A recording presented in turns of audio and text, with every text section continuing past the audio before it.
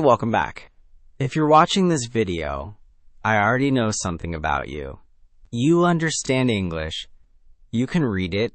You can probably write it better than half the native speakers online. Your brain has the vocabulary, the grammar, the structure. All of it is sitting there, ready to go. But when you open your mouth to speak, something breaks down. The words feel heavy. Your tongue feels like it's tripping over itself. Your jaw feels stiff, like it's fighting you. You mumble, you rush, you swallow half your syllables, and by the time you finish a sentence, you're already cringing, wondering if anyone actually understood what you just said.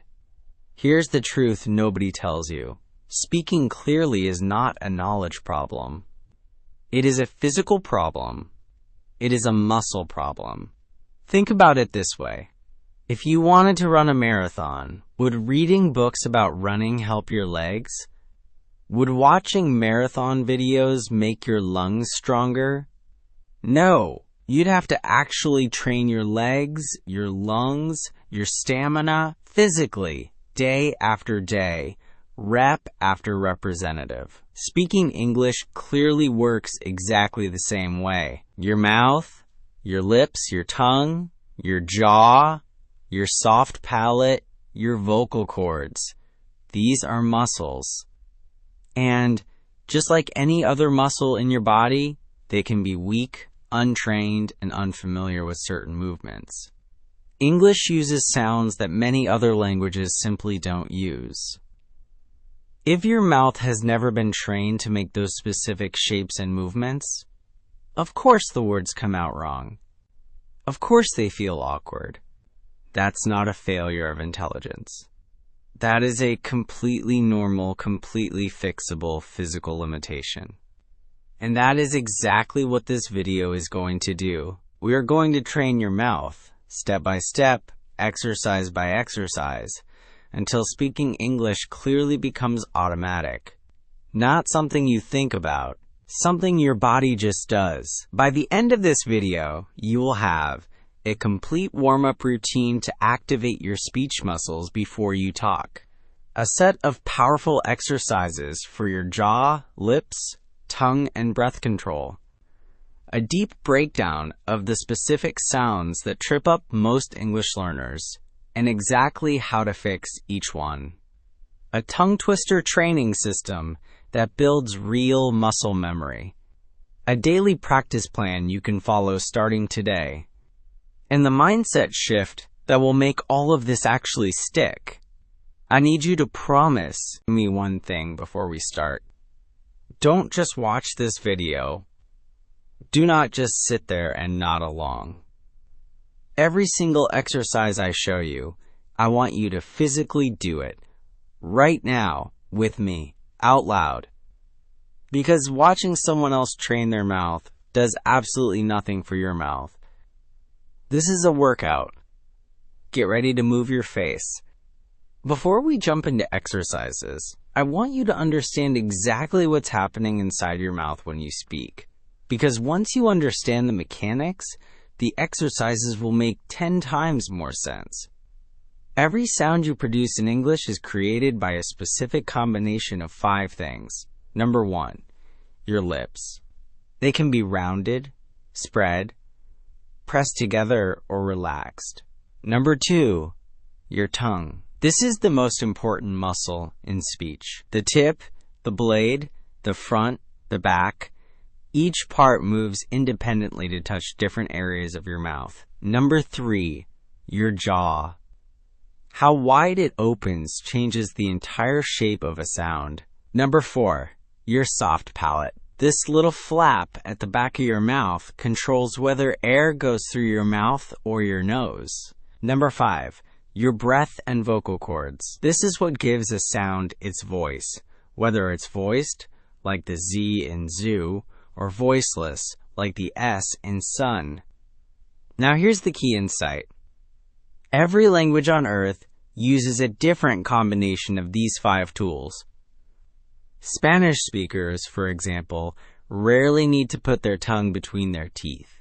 So the TH sound in think and this feels completely foreign to their mouth. Speakers of many Asian languages don't distinguish between L and R the way English does, because their languages use a single sound where English uses two completely different tongue positions. Arabic speakers often find English vowels frustrating because Arabic vowel sounds are far more limited than the 15+ vowel sounds English actually uses. This means your mouth, right now, has spent your entire life building muscle memory for the sounds of your native language. Your tongue knows exactly how to move for those sounds instantly, without thinking. But for English sounds that don't exist in your native language, your mouth has zero trained pathway for that movement. It's like trying to write with your non-dominant hand. The information exists in your brain, but the muscle hasn't been trained. This is genuinely good news.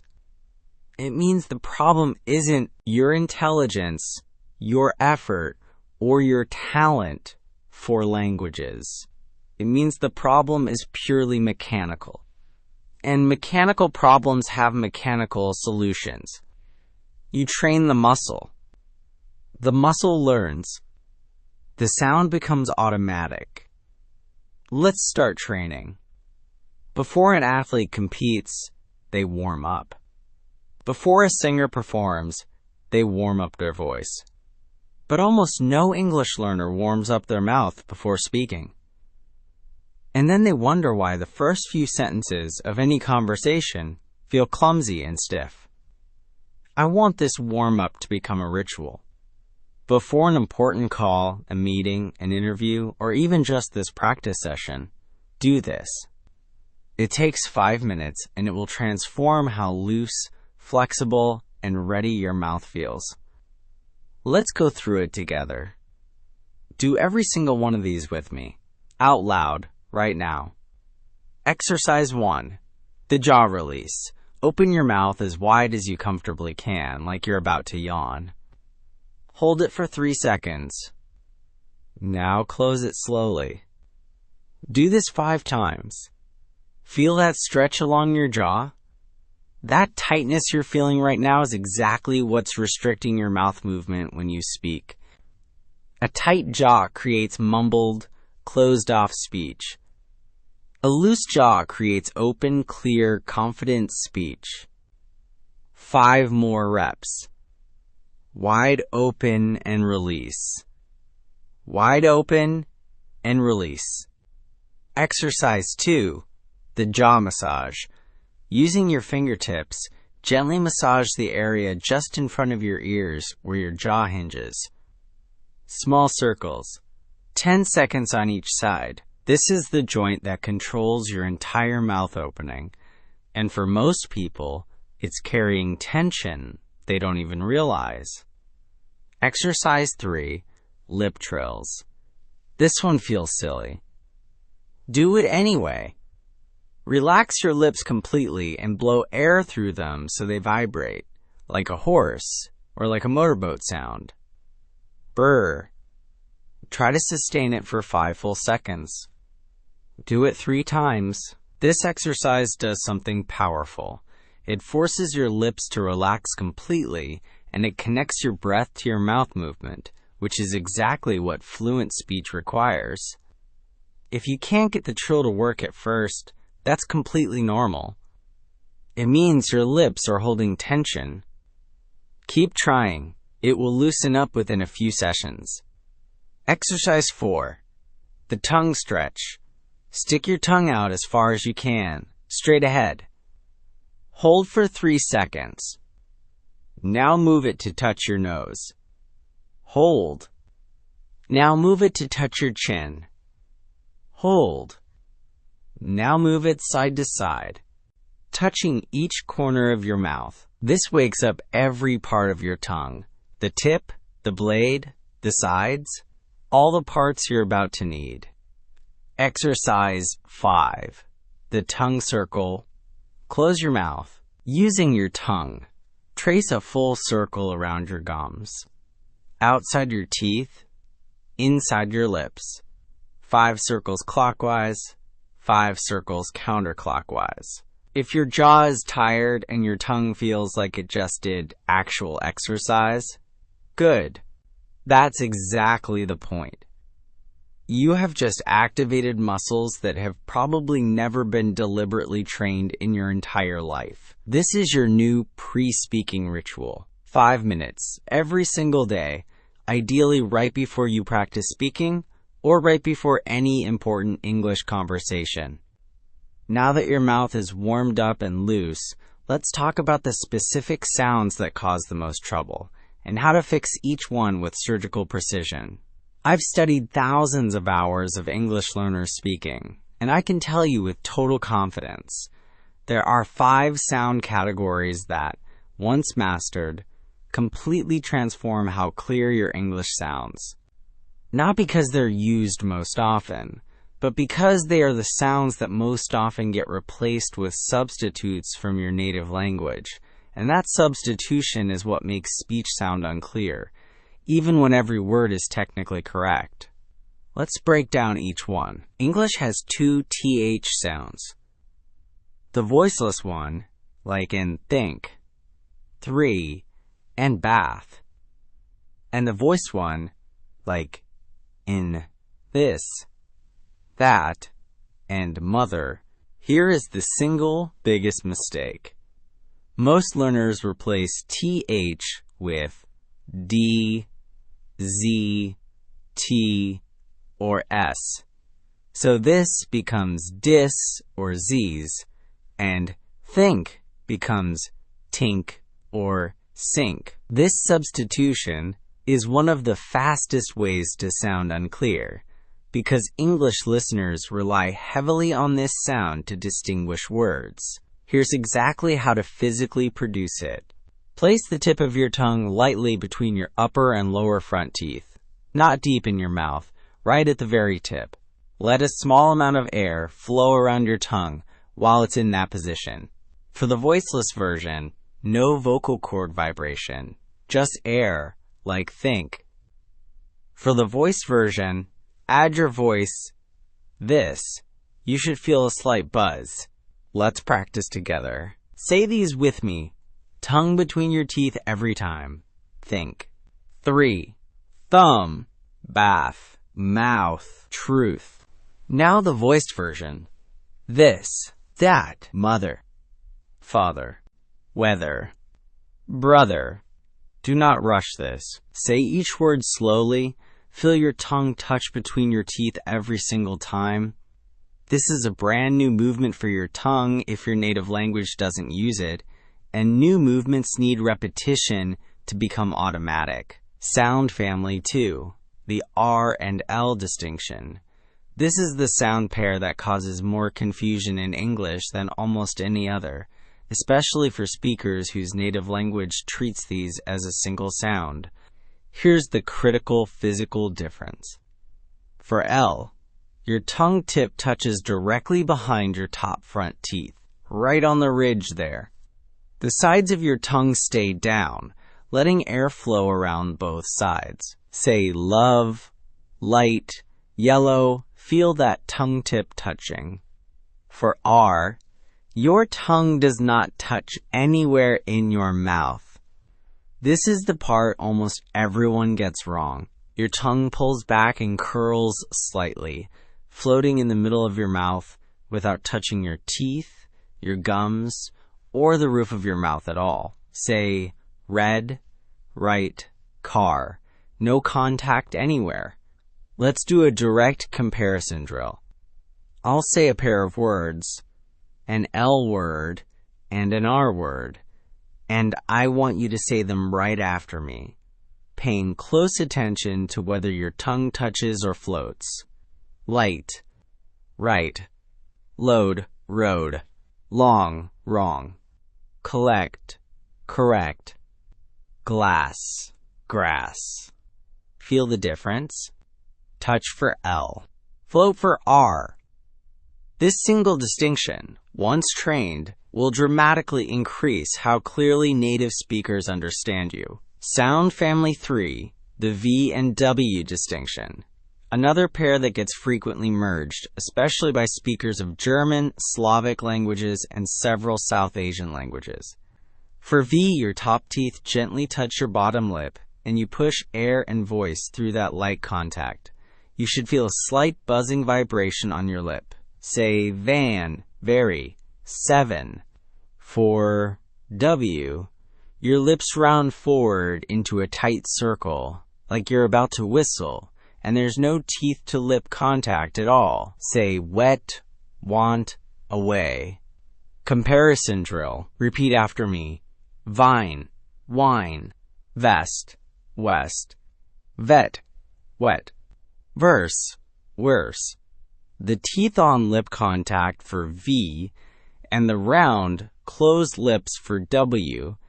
These are two completely different mouth shapes, and mixing them up is one of the fastest ways for your speech to sound unclear, even if grammatically your sentence is perfect. Sound family 4, vowel precision. Here's something that surprises most learners.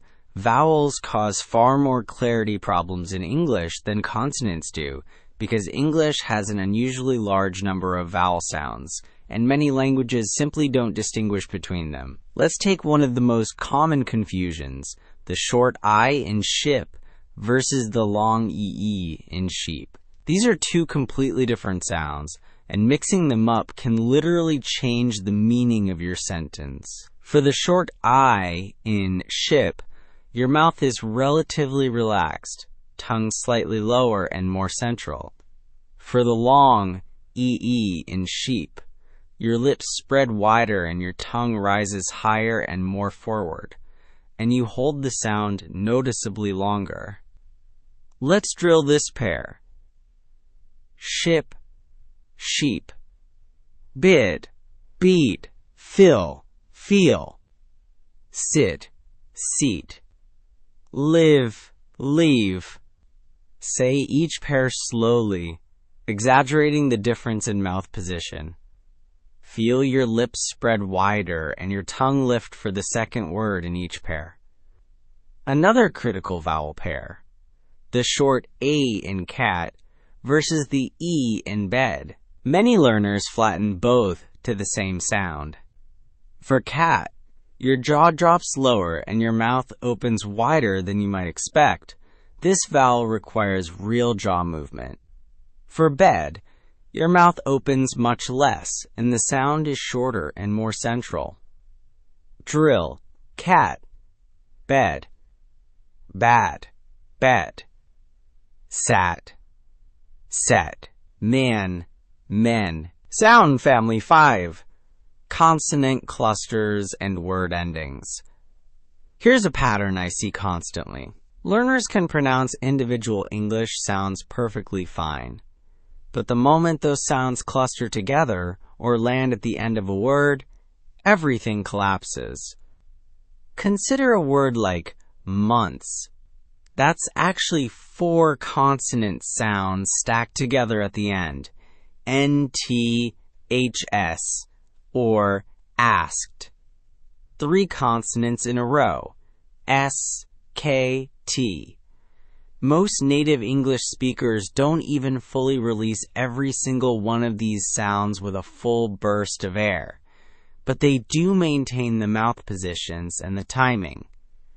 Most non-native speakers, in contrast, either drop the ending sounds entirely or insert an extra vowel sound to break up the cluster, which sounds noticeably foreign to English ears.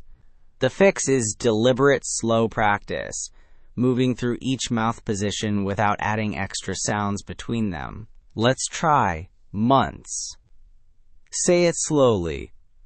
Mon-THS. Feel your tongue move from the N position, straight into the TH position between your teeth, straight into the S position.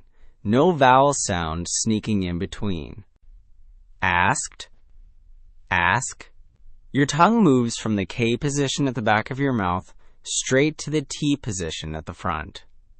Quick, connected, no extra vowel. Texts. Tech. STS. Notice how many consonants are packed in there. Practice it slowly first, then speed up. This is genuinely one of the harder skills to build, and it takes real repetition. But mastering consonant clusters is often the single biggest jump in perceived clarity, because it's exactly where careful listeners notice the difference between hesitant and confident English. Now we're going to combine everything you just learned into a training system that athletes and singers have used for decades. Repetition drills designed specifically to overload and then strengthen the exact muscles you need. Tongue twisters are not just a fun party trick. They are targeted resistance training for your speech muscles. Just like lifting a slightly too heavy weight builds strength in the gym, saying a slightly too difficult phrase builds precision and speed in your mouth. Here is the method. This is important. Do not just say these fast and sloppy. Follow this exact process for real results. Step 1.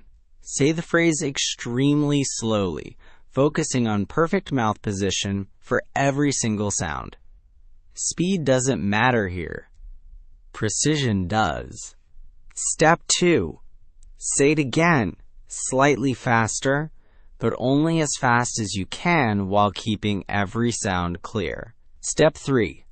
Repeat 5 times at that same clear pace. Step 4. Only after 5 clean repetitions, try increasing speed slightly. Let's train through several tongue twisters, each one targeting a different sound family we just covered. Targeting TH. I thought a thought, but the thought I thought wasn't the thought I thought I thought. Let's slow this down together. I thought a thought, but the thought I thought wasn't the thought I thought I thought. Notice your tongue tapping between your teeth every single time TH appears. That repetition over and over is exactly what builds the muscle memory. Targeting R and L. Red lorry, yellow lorry. Red lorry, yellow lorry. This one is famously difficult even for native speakers because it forces rapid switching between the floating R position and the touching L position. Say it slowly with me first. Red lorry, yellow lorry. Now again 5 times, keeping it clean before you try to speed up. Targeting V and W. Vera wore a very warm vest while walking to Wales. Slow first. Vera wore a very warm vest while walking to Wales. Feel the alternation. Teeth to lip for V, rounded lips for W, over and over. That alternation is the entire point. Targeting vowel precision. She sells seashells by the seashore, and the shells she sells are seashells, I'm sure. This one trains that EE versus short vowel distinction repeatedly, along with the sh sound. Slow and deliberate first. She sells seashells by the seashore. Targeting consonant clusters. 6 thick thistle sticks. 6 thick thistle sticks. 6 thick thistle sticks. This phrase is brutal on purpose. It stacks S, TH, K, and Saint clusters back to back. This is exactly the kind of resistance training that, once mastered, makes normal conversational speech feel effortless by comparison. Notice something? Your mouth is probably a little tired right now. That's real. That's your speech muscles actually working. This is not a metaphor. You are training real, physical muscle tissue. And like any muscle, it needs repeated, consistent training to develop strength and precision. I recommend picking 2 or 3 tongue twisters and drilling them daily for 1 week before rotating to new ones. Mastery over variety, especially in the beginning. Here's something almost nobody talks about, and it might be the most underrated piece of the entire clarity puzzle. English is a asterisk stress timed asterisk language, not a syllable timed language. What does that mean in plain terms?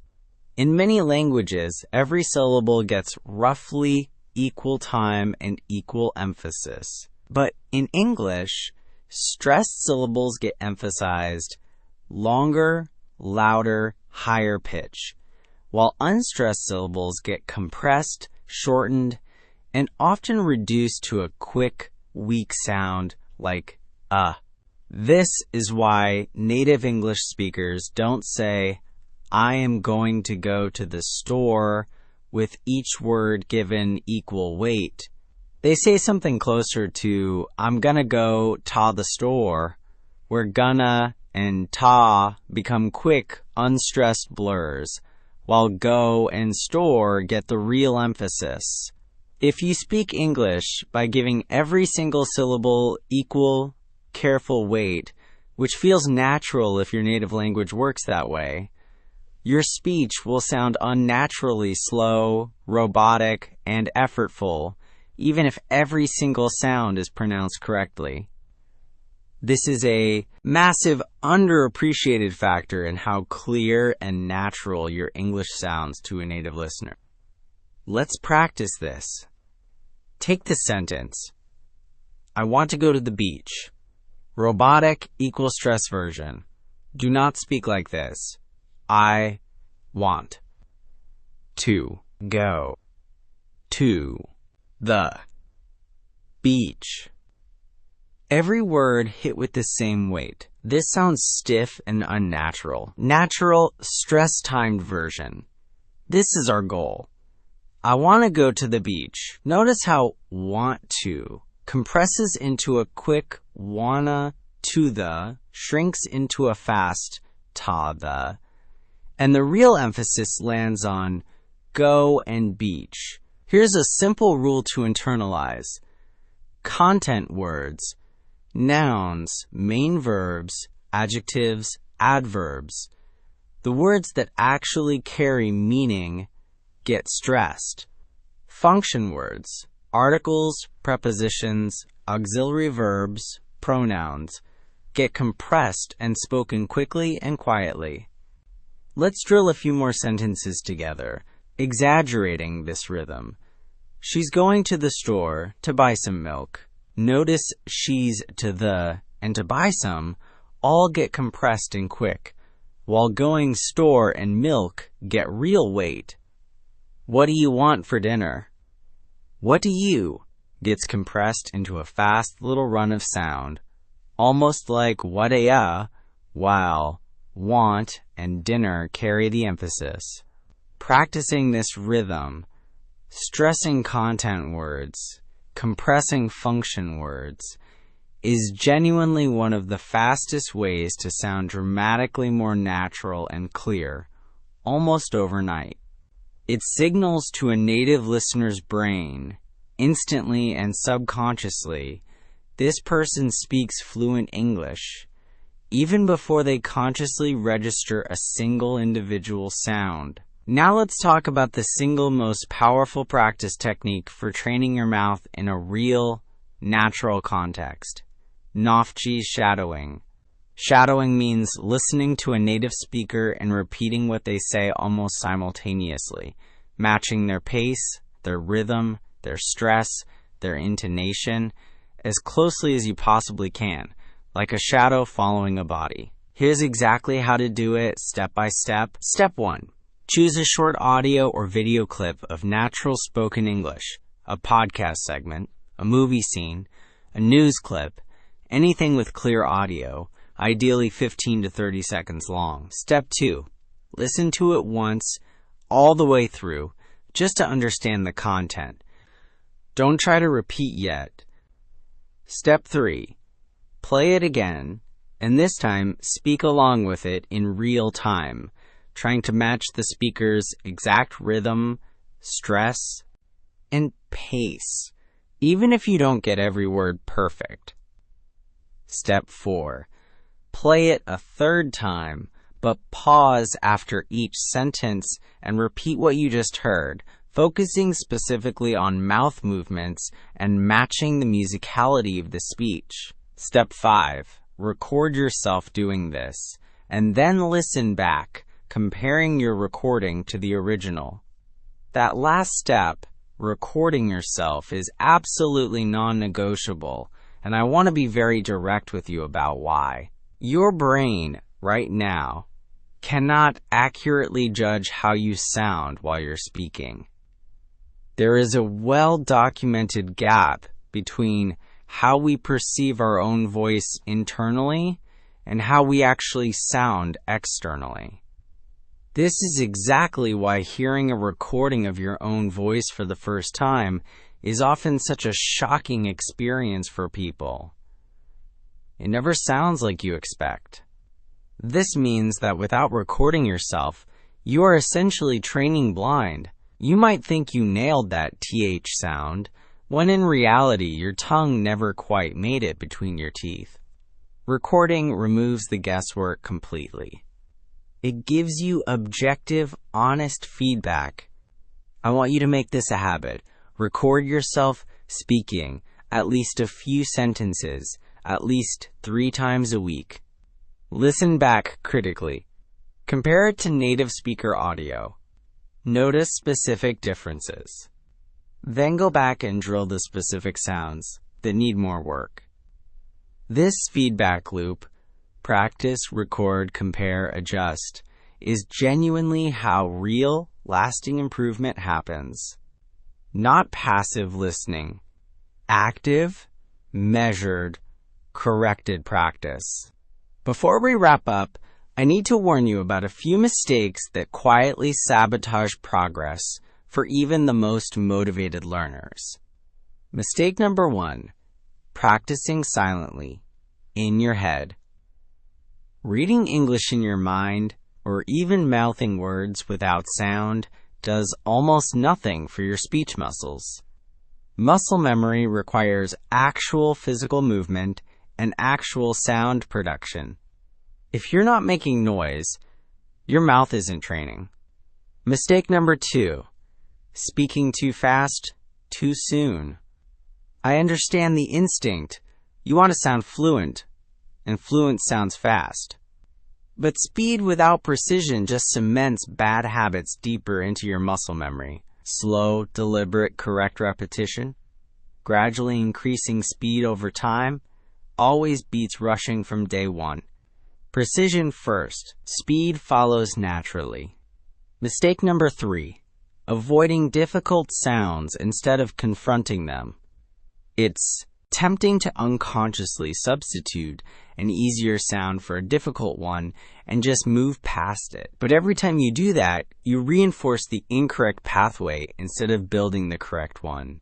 When you hit a sound that feels awkward or difficult, that is exactly the sound you need to slow down and drill, not skip past.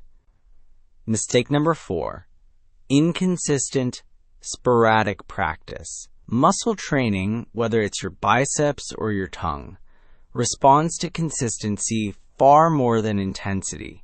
5 focused minutes every single day will outperform 1 exhausting 2-hour session once a week, every time. Your speech muscles need regular, repeated activation to build lasting memory. Mistake number 5, never recording yourself. We already covered this, but it bears repeating because it's so commonly skipped. Without honest feedback, you cannot know what to fix. If you recognize yourself in any of these mistakes, please don't feel discouraged. Nearly everyone falls into at least one of these patterns at some point. Recognizing it is genuinely the first step to fixing it. Let's turn everything you just learned into an actual, concrete daily plan, because information without a system rarely turns into lasting change. Here is a simple, sustainable 10 to 15 minute daily routine. Minutes 1 through 5. The mouth warm-up, jaw releases, jaw massage, lip trills, tongue stretches, tongue circles, everything we covered in Section 3. Minutes 6 through 10, targeted sound drills. Pick one sound family to focus on for the week. TH, R versus L, V versus W, vowel pairs, or consonant clusters. Drill the specific words and phrases we practiced, slowly and precisely, then gradually increasing speed. Minutes 11 through 13. One tongue twister using the 4-step method. Slow, slightly faster. 5 clean repetitions, then speed increase. Minutes 14 through 15.